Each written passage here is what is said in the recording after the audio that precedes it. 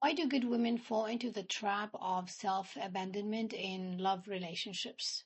First off, what is self-abandonment? Any time we neglect our feelings, our needs, and we prioritize other people's feelings and needs instead, this is self-abandonment. So for example, when you say yes to something that you really don't want to do, this is self-abandonment. When you go against your principles, values, what you believe to be right and pure, just because you want to please someone else, this is self-abandonment. When you don't listen to your intuition, to your inner voice, and you prioritize other people's opinions over your own, this is self-abandonment. When you sacrifice your physical, mental, and emotional needs because you're so busy catering for other people's needs and doing your best to make them feel happy and comfortable, this is self-abandonment. When we allow other people to treat us disrespectfully and fail to put boundaries to protect our inner peace, we abandon ourselves. Every time we do this, we lose part of ourselves. Over time, our self-respect deteriorates.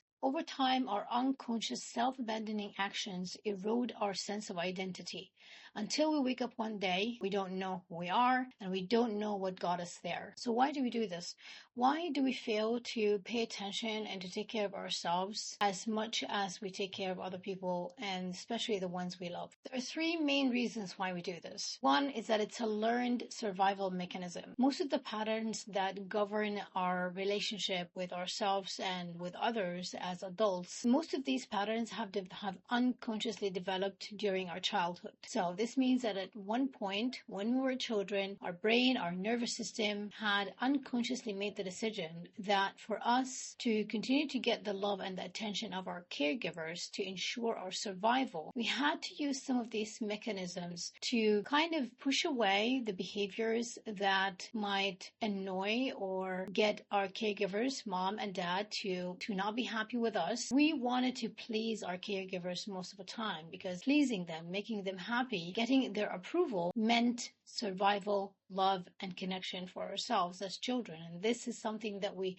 needed to be able to continue to survive in this life. This is especially the case for people who have insecure attachment styles, and specifically people with an anxious attachment style. They are so scared of being abandoned because they associate being abandoned, being left alone, to not being able to survive, not getting the connection, the love, and the attention that ensures that the relationship continues and that this person stays with them. Number two, fear of not being enough. And specifically, fear of not being enough leads to fear of not being lovable.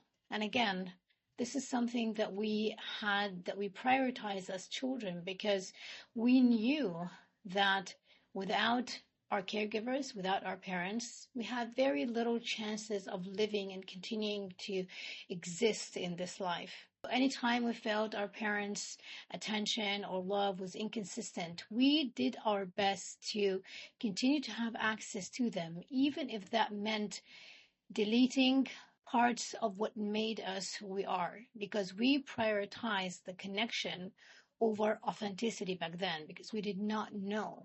Reason number three is that we as a species, our DNA is wired to seek connection. This is something that have been implanted in our DNA, in our brain wiring since millions of years ago to ensure the existence and the continuity of the species. Back in the days, being part of the group meant being able to survive, being able to stay away from danger because other people are going to protect us and we are going to help protect our group.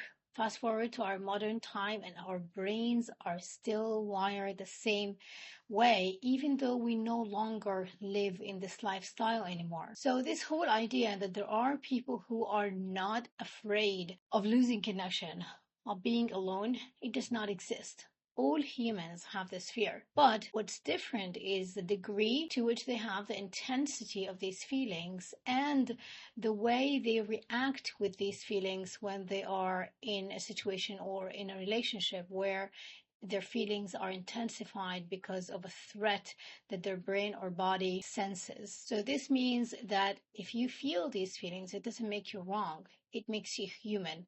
Refusing to feel this way is that you either want yourself to be completely disassociated or expecting yourself to be a psychopath. Even the most secure and safe and confident people don't want to lose connection. They still want to be around others. They still want to have relationships. They still want people to like and accept them. But the degree to which they need that to be able to live a good life, this is what's different. And the way they deal with their feelings when they start having the signs, this is what's different.